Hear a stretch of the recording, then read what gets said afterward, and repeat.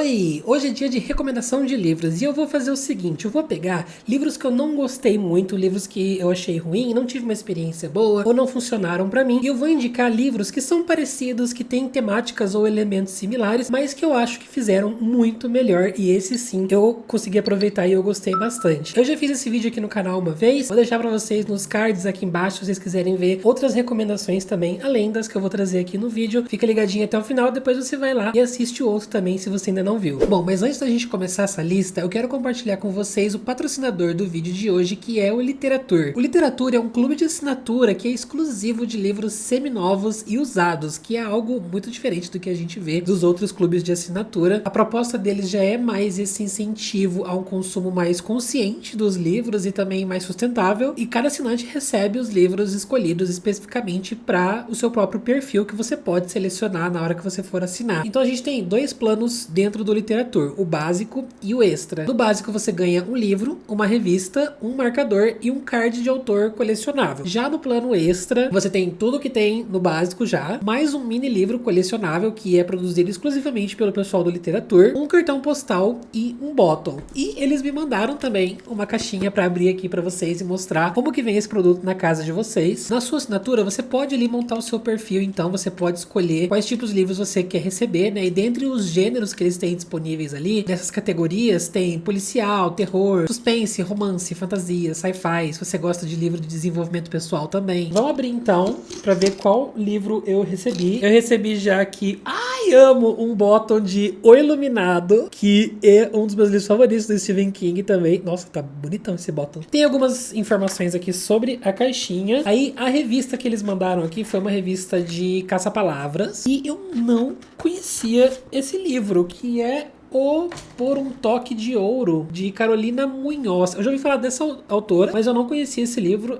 Eu acho que é de uma série Trindade Leprechaun, que é uma capa mó bonita também. Gente, eu vou falar pra vocês, isso aqui é um livro usado, tá? Tipo, zerado, ó. Não tá nem amareladinho, tá perfeitinho. Parece que eu acabei de tirar do plástico. E também eu acredito que esse aqui seja o mini livro, que é o Litera Kids Geração de Leitores. Esse aqui é o 5º da coleção. Esse é o saldo da minha caixinha do Literatur. Ah, aqui dentro também veio o card colecionável do Stephen King. Veio o marcador também, que tá indicado como O Iluminado. E um cartão postal de Portland, dos Estados Unidos. E ela fica localizada no estado de Maine, um dos estados mais famosos ali das obras do Stephen King. Inclusive, It, né, se passa no estado de Maine. E daí, gente, o que acontece? Obviamente, eu tenho um cupom de desconto pra vocês e eu tenho mais algumas informações se você se interessou em assinar o Literatur. Primeiro, eu tenho 20% de desconto no primeiro mês com o cupom GeekFreak. É o nome do canal, muito fácil, não tem como errar, mas eu vou deixar também aqui na descrição pra vocês. E se vocês acessarem pelo meu link, que também tá aqui na descrição, tá aqui no comentário fixado pra vocês, você vai ter direito a uma assinatura mensal flexível, que é uma assinatura sem carência e sem multa por cancelamento. Então você pode fazer ali seu teste, ver se você curte, receber sua caixinha, né, e decidir se você continua assinando o Literatur. Só que essa oferta só é válida para as primeiras 40 pessoas. Então, chegou nesse vídeo cedo, você tá em vantagem.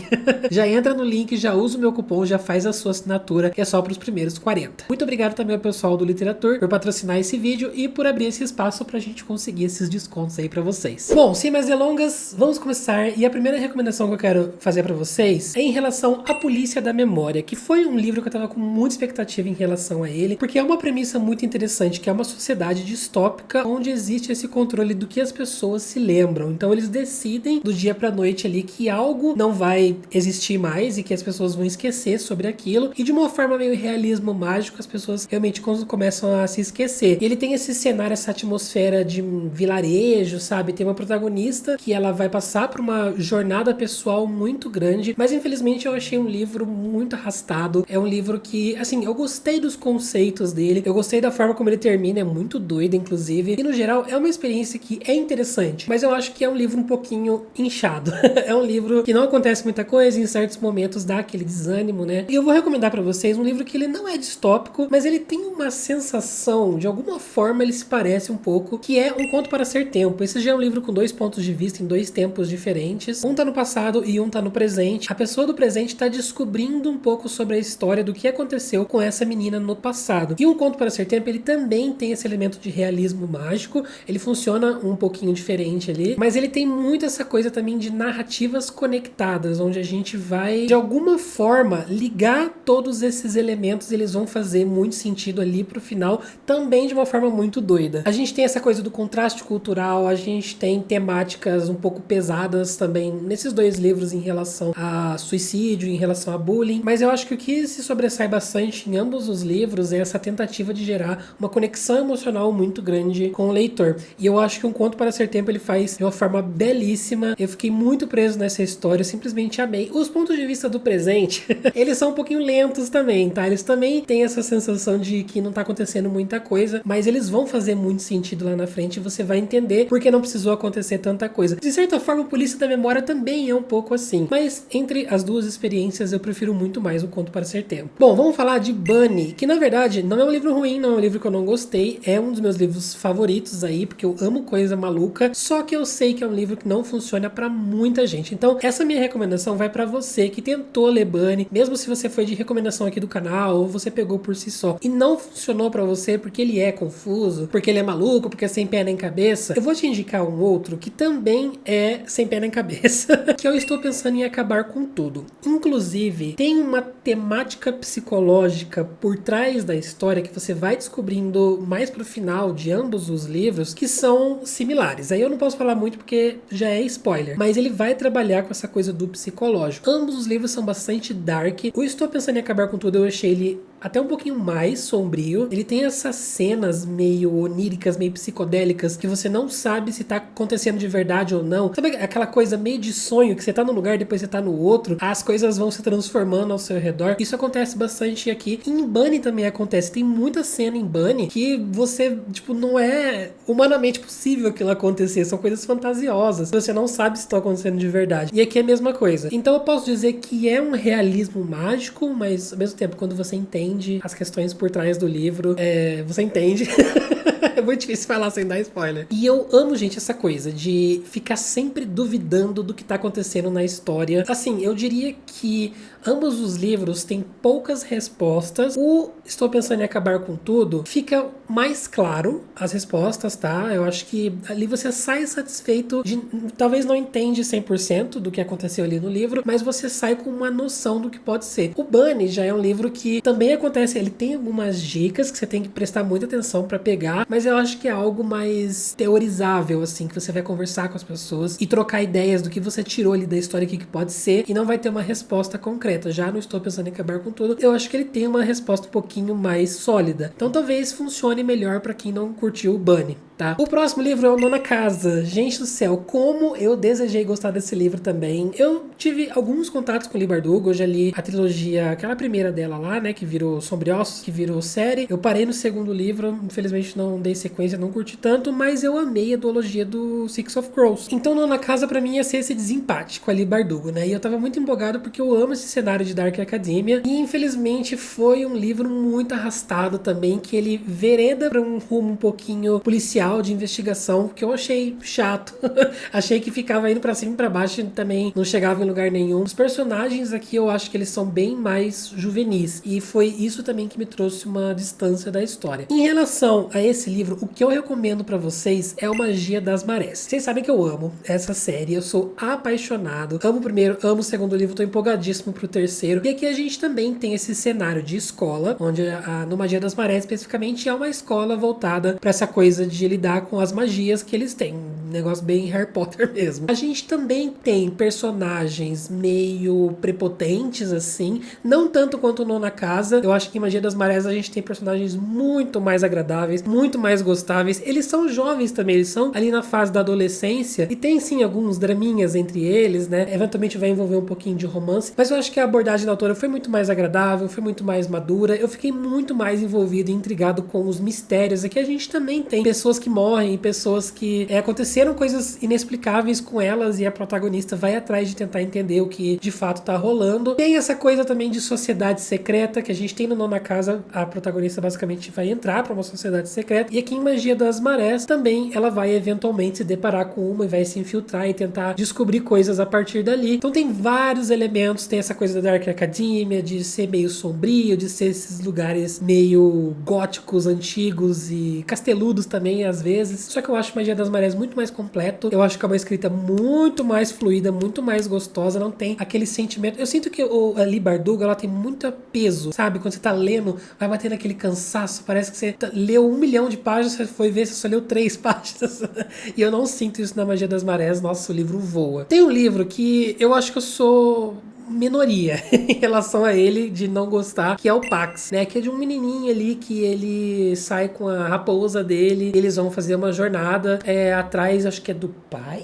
Alguma coisa assim, eu não lembro, eu já apaguei essa história da minha cabeça, gente. Na verdade, não ficou muito comigo, sabe? Eu entendo que isso é totalmente a minha culpa também, porque o livro, ele tem esse público infanto-juvenil, ele tem o tom infanto-juvenil, é total uma história que você vai ler ali pro seu filho antes de dormir, sabe? Apesar dele ter algumas temáticas pesadas, algumas coisas ali bem intensas, só que eu não consegui me conectar, não consegui me importar. Já um livro que também tem essa coisa de jornada com o animal, inclusive, é A Mais Pura Verdade, do Dan Gemminghardt. Gente, eu li esse livro há muitos anos atrás, e pra vocês terem noção, o carinho que eu tenho, ele ficou comigo até hoje. Tipo, eu lembro de coisas, de cenas na minha cabeça. Aqui também tem um menino, que ele também foge de casa, assim como o Pax. Eu não lembro se ele já vai com o cachorro ou ele vai atrás do cachorro dele. Eu acho que ele vai com o cachorro. Então também tem essa jornada perigosa, né? Eles vão passar por lugares ali muito tensos, onde realmente vão acontecer coisas que você vai ficar, tipo, o coração palpitando de, ai meu Deus, agora o cachorro morre. Os negócios meio assim, sabe? E também o protagonista vai passar por uma jornada interna, vai passar por algumas questões emocionais ali dele em relação à família, assim como o Pax também. Só que eu aproveitei muito mais esse livro. Foi um livro que eu chorei igual um desgramado. Eu me emocionei demais. Eu, assim, às vezes eu ficava me perguntando se era coisa da minha cabeça, né? Se o livro não é nem tudo isso, mas por algum motivo eu li num momento que eu tava muito frágil emocionalmente, sei lá.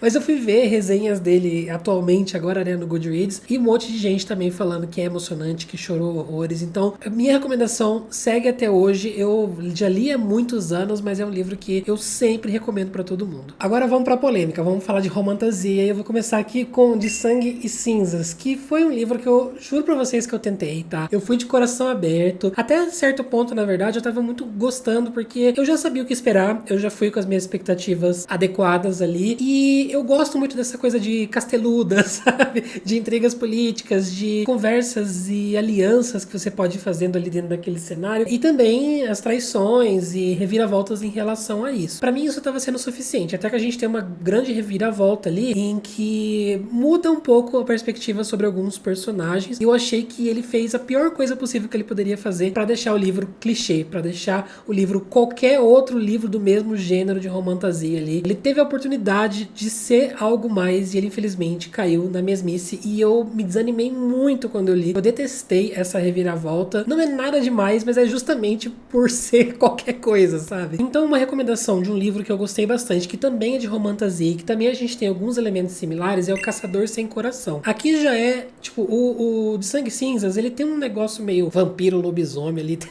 uns seres, né? E aqui a gente tem as bruxas. A gente tem uma coisa muito importante que liga esses dois livros, que é a questão do romance, né? Afinal são romantasias, mas particularmente o romance proibido. Aqui a gente já sabe desde o começo no Caçador Sem Coração que eles, né, não podem ficar juntos, mas eles vão ficar de qualquer forma porque eles têm interesses ali similares um no outro. E no de Sangue e Cinzas a gente vai vendo essa coisa do proibido crescer mais ao longo da história, mas de qualquer forma tem essa tensão entre o casal. O Caçador Sem Coração também tem essa coisa de intriga política, não é necessariamente casteludo, mas a gente tem a corte e a protagonista ela vai se infiltrar ali na corte, vai ter essa coisa também de conhecer pessoas e fazer alianças e tomar cuidado com as traições. Ambos têm uma escrita muito simplificada, tá? Eu achei as duas meio amadoras, mas eu acho que é assim, é super ok pro tipo de história que ele quer contar, pra propósito desse livro. É pra ser aquela farofagem, sabe? Onde a protagonista vai se apaixonar por um cara que é muito perigoso e tal. E isso realmente acontece nos dois. Aí, a minha recomendação do Caçador Sem Coração ganha mais força ainda quando eu falo pra vocês que é só uma antologia.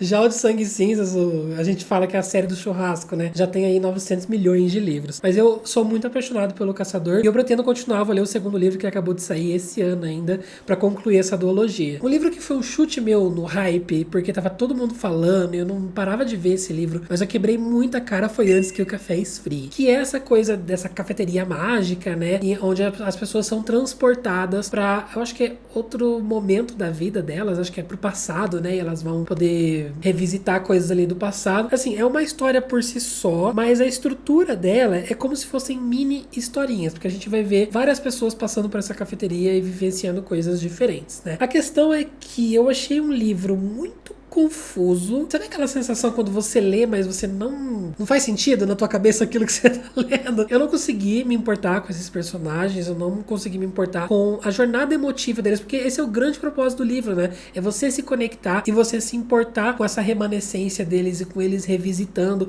esses sentimentos e usando esses sentimentos pra de alguma forma curar alguma coisa, né, na alma, ou crescer emocionalmente também. E eu não senti nada disso. Eu só achei o livro chato pra caramba. Tem um outro livro que eu também, assim, não foi um dos meus favoritos da vida, mas ele tem uma estrutura similar e eu gostei bastante das mensagens que ele traz, que é O Gato que Amava Livros. Esse também é essa coisa de ficção de cura, né? Ambos são. Eu acho que os dois livros são japoneses, se eu não me engano. No Gato que Amava Livros, a gente também tem essa estrutura, que é uma história só, mas cada capítulo eles vão visitar algum tipo de pessoa diferente. Esse gato vai levar os personagens pra visitar outros lugares, e cada um desse lugar a gente vai conhecer alguma história específica e essa história vai trazer pra gente alguma mensagem muito importante. E essas mensagens específicas, elas são todas voltadas pro ambiente da literatura. Então vai falar sobre a forma errônea como as pessoas lidam com os livros, vai falar sobre essa coisa de leitura dinâmica, de resumir livros, ler muito livro só pela quantidade, não pela qualidade. Tipo, todas as críticas que são completamente atuais, que a gente vê aí populando nas redes sociais e no universo da literatura no geral. E é muito interessante, é muito genial algumas sacadas que ele tem. Eu marquei um monte esse livro, eu escrevi um monte na margem, porque ele tem altos tapas na cara, assim, é muito interessante. Só que assim, é aquela formulinha, né? Chega em certo momento, você já cansou um pouquinho, né? Mas eu acho que ele tem muito mais substância do que o Antes que o Café Esfrie. Ambos vão ter bastante essa coisa da empatia, sabe? Da conexão humana, de transformação interna. São, assim, na verdade são temáticas que a gente vê bastante na ficção de cura no geral. Mas eu só li esses dois, então são os dois que eu tenho pra comparar. Bom, vamos pra polêmica mais uma vez. Aqui na minha listinha, até coloquei em outra cor pra tomar muito cuidado na hora de falar desse livro. Mas é o Véspera, gente. Vocês sabem que eu não curti esse livro, não funcionou pra mim. Eu gostei muito do To The Hill, mas o Véspera, eu acho que eu não tava com paciência na época. E no Véspera a história é centrada nessa família, né, onde o casal tem 2 filhos e o marido nomeia esses filhos de Caim e Abel, e a mãe é super religiosa, ela fica maluca em relação a isso, porque ela acha que vai ser um presságio, né, que isso vai realmente influenciar esses irmãos a se odiarem e a matarem um ao outro. Enfim, tem todo um rolê em relação a isso. E o que eu de fato achei de Véspera é que foi um livro muito forçado na poesia, assim, tipo, tudo, qualquer coisa era moldado pra virar uma frase de post-it, pra virar aquela coisa impactante. Quando a gente começa a perceber a história de longe, ela não tem muita carne nesse osso, sabe? E um livro que me veio à mente, que tem várias coisas similares, só que eu acho que é muito, muito incrível, é muito melhor, é o Dois Irmãos, do Milton Ratum, que eu também li há muitos anos atrás. Aqui também a história é sobre 2 irmãos, que eles vão ter esse conflito aos poucos, ao longo dos anos ali, um com o outro. Esses 2 irmãos também são opostos, assim como Caim e Abel em Véspera. Um deles é mais certinho, mais estudioso, ele viajou e ele fez faculdade, ele virou engenheiro, e ele casou, lá. O outro já é esse garoto problema, esse garoto mais delinquente. E esses 2 irmãos têm muitos conflitos justamente por coisas que aconteceram ali na infância deles e pela forma como eles foram criados, principalmente com a mãe dando mais atenção para um desses filhos, né? E, na verdade, tem bastante disso também nos 2 livros, de uma mãe que não sabe lidar com a própria família, que não sabe lidar com os filhos e não sabe resolver essa situação e impedir de qualquer forma que eles criem confusão entre eles ali. E outra similaridade que a gente tem é que tanto os livros livros da Carla Madeira quanto o Dois Irmãos do Milton Aton, a gente tem personagens que eles não são nem bons e nem ruins. Eles têm esse alcance, esse espectro da moralidade deles. Então também você torce para as pessoas, mas as pessoas são falhas, né? A gente tem alternância no tempo. No Véspera a gente tem ali o passado, onde conta a história dessas crianças, e no presente, onde a gente vê algo muito tenso que aconteceu ali com um dos filhos, e você vai voltar para tentar entender o que rolou. Só que no presente do Véspera, gente, é muito chato.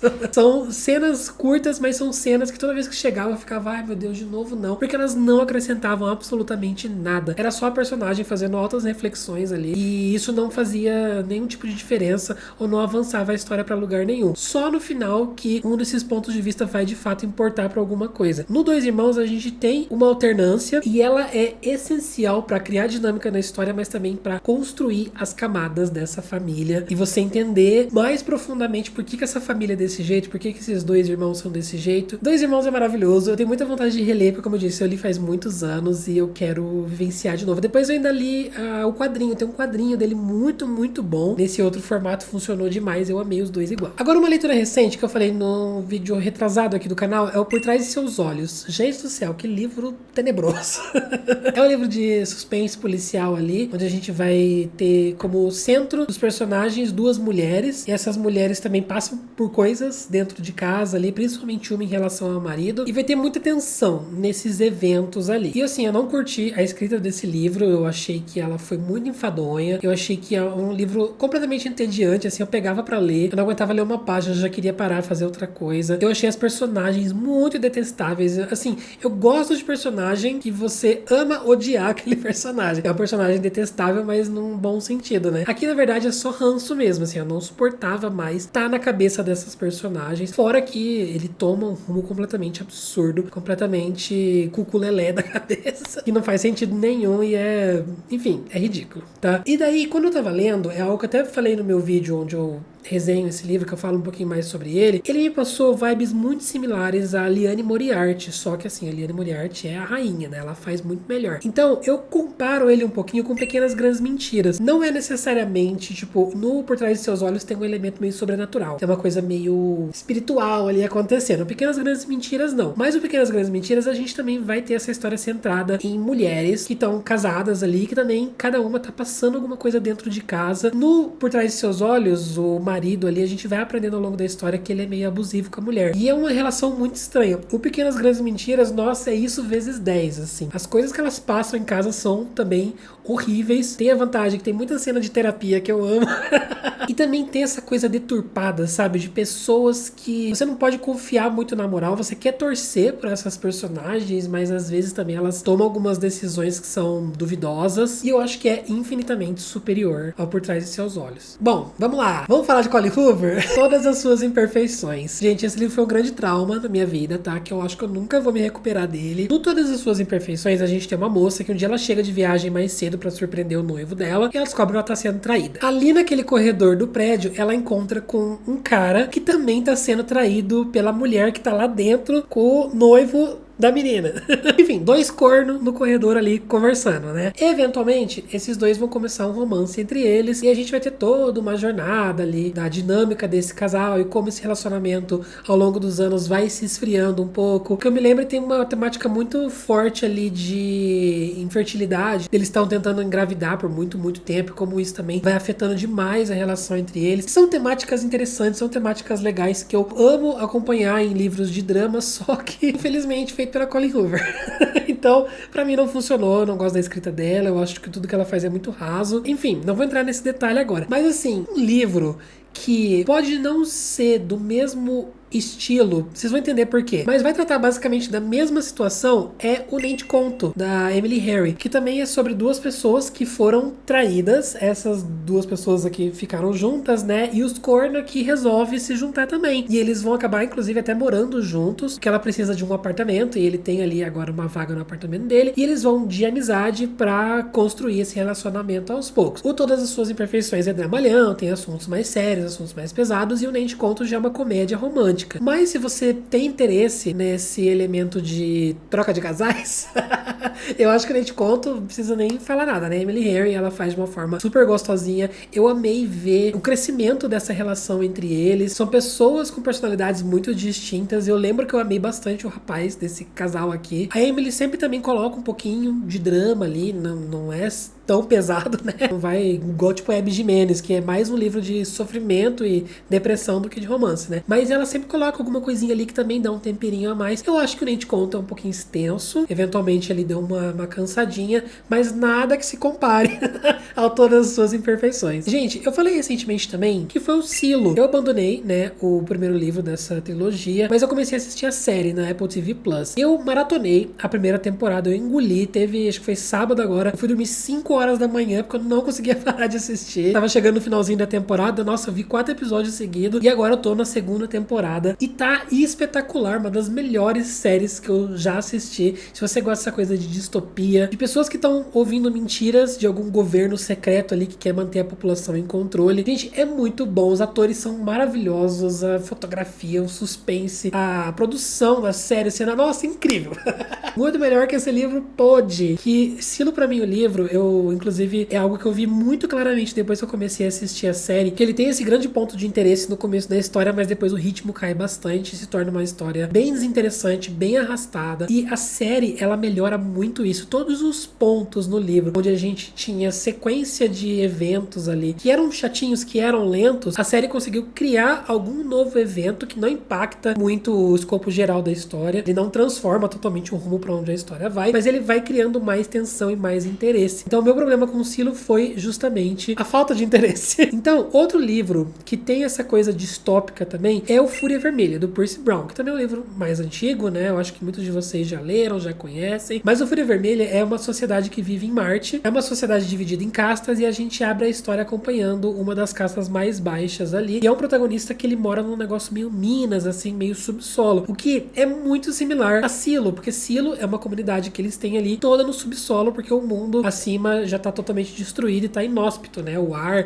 é tóxico, as pessoas não podem sair. Tem o sistema de castas, no Silo é um pouquinho diferente, porque na verdade depende do andar onde as pessoas moram, né? Quanto mais pra baixo são os trabalhos, na verdade, mais braçais, assim, é mecânica, são as minas. Lá no topo já é tipo a prefeita, o xerife. No Fúria Vermelha é tudo dividido em cores também. O vermelho, inclusive, é a casta mais baixa, né? Tem essa coisa de não ver a luz do sol, que é muito mais forte em Silo, né? Em Fúria Vermelha, eventualmente, a gente vai ter coisas ali pra fora daquele ambiente. E é muito essa coisa também de jornada do herói subestimado. No Silo, a gente tem a Juliette. Não consigo falar esse nome sem pensar. É hoje, Juliette.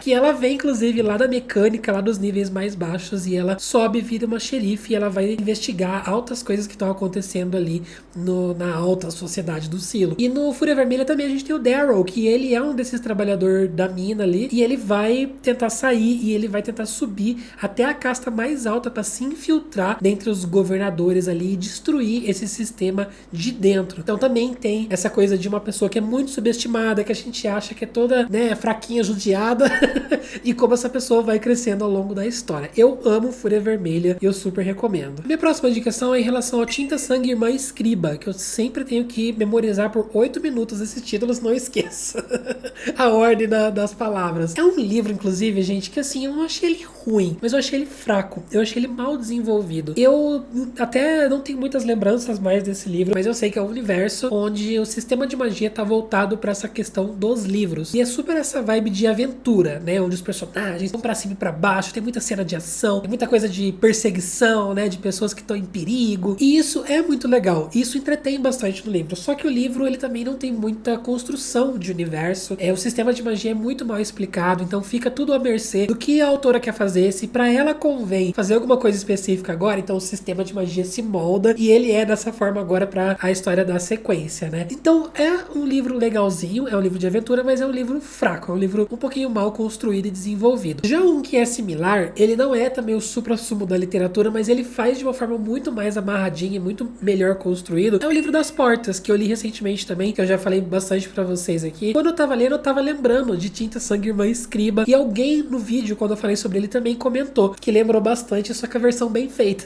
Aqui no Livro das Portas também, o sistema de magia e os poderes vem através desses livros, e cada livro tem um poder diferente. Aí que tá a questão. É muito legal, também tem uma grande aventura, tem essa coisa do bem versus o mal, né, do vilão versus o mocinho, e perseguições, e muita ação, e muita correria pra cima e pra baixo de fugir de gente. Tem um pouquinho de viagem no tempo, o que é sempre um elemento muito bem-vindo, mas assim como Tinta Sangue, ele também não chega a desenvolver 100% o sistema. Só que, no Livro das Portas, o sistema não requer que você explique muita coisa, é meio que óbvio, é meio que tá ali, sabe? O que eu fiquei querendo saber, na verdade, era quais poderes esses outros livros ofereciam. Como eu disse, cada livro tem um poder diferente, né? Então, a mecânica de como eles funcionam é muito simples. Já no Tinta, Sangue, Irmã Escriba, é uma mecânica mais complexa, que precisava fazer altas coisas ali, que nunca fica claro pro leitor exatamente 100% ali o que precisa ser feito. Então, o Livro das Portas é muito mais bem feitinho, muito mais bem construidinho, mais bem pensado, mais amarradinho também, e eu amei. Vocês sabem que eu fico cada dia mais apaixonado pelo Livro das Portas. Penúltimo livro dessa lista é o Adultos, que era um livro que eu já sabia que tinha um grande potencial de dar ruim, porque a nota dele não é das melhores, mas ele teve muito apelo pra mim, porque aqui é uma protagonista que ela é completamente 220 volts na cabeça dela, e ela é obcecada pelas redes sociais e por likes e pela validação que ela tem nessas redes sociais num nível muito extremo, tanto que você abre a história ali, você começa a acompanhar ela e toda a ansiedade dela ali, e você vai ficando cansado de ler essa protagonista, e é triste, é desesperador por ela. Só que o grande problema é que o livro é só isso. Essa protagonista, ela não tem nenhum tipo de crescimento, da mesma forma como ela começa, ela termina. Então é frustrante, assim, sabe? É cansativo, você começa a pegar raiva dela, porque ela não sai do lugar, e não tem muito propósito na história no geral. Outro livro que ele não é exatamente igual, mas ele tem um elemento específico, que é o Cleópatra e Frankenstein, que é essa questão de uma protagonista quebrada, que tem comportamentos autodestrutivos. No Cleópatra e Frankenstein ele é muito mais melancólico, tá? É muito mais triste, é muito mais você lê e pega a depressão. A protagonista, inclusive, tá passando por coisas muito mais tensas ali, mas ambas são personagens muito difíceis de gostar, né? São aquelas pessoas que você, tipo, amiga, me ajuda a te ajudar. Só que em Adultos eu não consegui ter essa empatia, eu só sentia raiva por ela. E aqui em Cleópatra e Frankenstein, eventualmente, apesar de no começo eu achar essa moça bem cringe, eu fui me afeiçoando a ela, eu fui entendendo melhor à medida que ele vai construindo a personagem, entendendo melhor por que ela é assim, e por que ela afasta as pessoas, por que ela tem esses comportamentos autodestrutivos, né? E eu comecei a me apegar muito, eu comecei a torcer muito pelo bem dessa personagem. Ambos vão tratar de relacionamentos disfuncionais, aqui em específico no Cleópatra é mais relacionamento de romance, mas no Adultos tem um romance também, e a menina, mais uma vez, ela é maluca, né? Então você já imagina. Só que em Cleópatra teve muito mais crescimento. Enquanto Adultos é aquilo que eu disse pra vocês, não tem essa mudança do começo pro fim, Cleópatra, nossa, essa protagonista, ela passa por uma jornada imensa e dolorosa pra chegar onde ela chega ali no final, né? O Cleópatra também, eu sei que não é o livro favorito de muita gente, tem muita gente que na verdade não gosta, mas eu amo personagens assim, personagens disfuncionais e quebrados, só que bem feitos e bem construídos, o que você não pode negar que é o caso aqui desse livro. Talvez o começo te afaste um pouco, né? O Cleópatra, ele tem um começo difícil de entrar, você pode achar meio tosco ali naquele início, mas tenha forças, investe mais um pouquinho do seu tempo que o livro melhora bastante. Bom, pra gente encerrar, falando de livro ruim, precisamos falar de Freida McFadden. Tadinha, eu falo desse jeito dela também, mas nem é tudo isso, não. Eu tenho um carinho pela querida, não sei por algum motivo. Mas é o Nunca Minta, que também foi uma das leituras recentes aí no último vlog, né, onde a gente tem um suspense policial de um casal que tá preso nessa casa, e eles começam a descobrir os segredos ali dentro, e tem alternância com o passado, onde a gente vai saber mais sobre uma mulher específica que morou nessa casa, que é uma psicóloga, e todos os segredos em relação a ela, né? Você quer ver minha opinião melhor sobre Nunca Minta? Recomendo você assistir o meu último vídeo, tá tá super legal. É meu vlog aí onde eu leio bastante coisa, que inclusive o Silo eu mencionei nesse vídeo, né? Uma coisa que me veio muito forte, tipo, quase idêntico, é o Pedra, Papel, Tesoura, que eu lembro que saiu pra Darkside. Eu não vou lembrar o nome, acho que é Alice Finney, alguma coisa assim. Que é uma autora lá fora muito popular de suspense policial. Ela não é tão 3 livros por ano igual a Freida, mas ela também tem vários livros ali. Eu sempre vejo muitas pessoas falarem bastante sobre, porque são farofonas também. Assim como Freida, também é uma leitura rápida, é uma leitura que você não precisa usar muito neurônio, que também tem altas reviravoltas que vão virar completamente 360 a história, que você vai ficar, meu Deus, como eu não percebi isso? Isso acontece também nesse livro. Mas, gente, é absurdo o nível de idêntico em relação ao elemento casal preso numa casa enquanto tá nevando. No Nunca Minta, esse casal também chega pra ficar nessa mansão aí, tá nevando, eles estão presos ali, não conseguem sair, e não tem sinal de celular, e coisas estranhas começam a acontecer na casa. No Pedra, Papel, Tesoura é exatamente isso. O casal chega ali, não é uma casa, é uma igreja, essa é a única diferença. Mas tá nevando, não pega celular, coisas estranhas começam a acontecer, e tem um elemento que eu comentei na minha resenha que eu odeio também, que é quando a menina começa a ver as coisas estranhas acontecerem, avisa o cara e o cara não acredita nela. Fala, você tá cansada, né? Descansa que vai passar. Toma água que passa. No Pedra, Papel, Tesoura, eu acho que as coisas que estão acontecendo bizarras, elas têm mais sentido, elas vão se ligar com a grande revelação que a gente vai ter, principalmente porque envolve uma terceira personagem ali muito bizarra, e eu acho que gerou mais tensão em mim. Apesar de ser meio, até dentro do próprio livro, ser meio formulinha, né? Tipo, todo capítulo acaba com alguma coisa. Eu vi um barulho. A luz apagou. Sabe, uns negócios assim. Só que eu nunca minto, gente. O problema é que nada que acontece nessa casa que eles estão tem muita importância, assim. Tipo, a história só realmente avança e tem importância nos flashbacks, nos recortes que a gente vai ter ali no meio da história. Então eu acho que o Pedra, Papel, Tesoura executou melhor a situação onde os personagens ali estão, sabe? Mas assim, é muito igual. Se você gostou de Nunca Minta, pega esse Pedra, Papel, Tesoura que você vai amar também. Bom, gente, esse é o vídeo de hoje. Esses são os livros que eu tinha pra recomendar pra vocês. Se vocês gostarem desse tipo de vídeo, comenta aí que eu posso fazer mais no futuro, né? Eu acho que faz um bom tempinho que eu fiz o último, que eu preciso ler mais livros agora, que eu já esgotei meu repertório. Mas comenta se vocês já leram alguns dos livros que eu mencionei aqui, se vocês concordam, discordam. Se você se interessou por algum desses livros também, eu vou deixar o meu link da Amazon aqui na descrição pra vocês comprarem através dele. Mas se você quer continuar me ajudando, se você quer ir um pouquinho além, você pode assinar o meu projeto de apoiadores do Catarse, tá? O link também tá aqui embaixo pra vocês. Como que funciona? É uma assinatura mensal, você vai lá, escolhe qual plano você quer assinar e dependendo da sua assinatura, você recebe algumas recompensas de volta. Então a gente também é um grande clube do livro, a gente tem leituras conjuntas todo mês. Agora no momento estão rolando 3 leituras conjuntas, a gente tem um grupinho no WhatsApp, esse final de semana vai ter uma live de leitura exclusiva só pro pessoal que assina. Tá rolando vídeo extra pro pessoal também, são vídeos que só saem pro Catarse, que eles nunca vão sair publicamente aqui pra todo mundo, é só pra quem assina. Você recebe o marcador do canal e você tem esse contato mais próximo tanto comigo quanto com outros leitores, e eu também atualizo super o pessoal ali, sempre do que eu tô lendo. Também mandei semana passada a minha TBR, tudo que eu pretendo ler esse mês, alguns vídeos que vão sair já, o que tá no meu radar aí que eu preciso ler pra algum vlog, algum projeto, tudo é enviado de forma antecipada pro pessoal do Catarse, e é uma forma da gente se aproximar mais, mas você também me auxiliar com o meu trabalho pra conseguir sobreviver de YouTube, tá? Então se você se interessou por esse projeto, o link tá aqui embaixo, não deixa de conferir e assinar, e você vai ser super bem-vindo, tá? Muito obrigado se você assistiu esse vídeo até aqui, eu vou ficando por aqui, a gente se vê no próximo, grande beijo pra vocês e tchau!